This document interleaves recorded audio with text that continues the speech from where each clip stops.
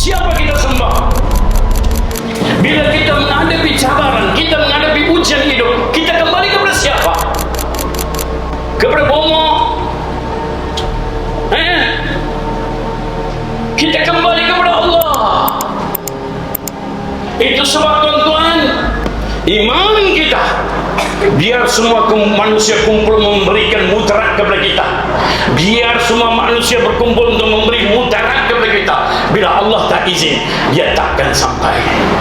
Bila semua manusia kumpul nak memberikan nikmat kepada kita, bila Allah tak izin, nikmat tak sampai.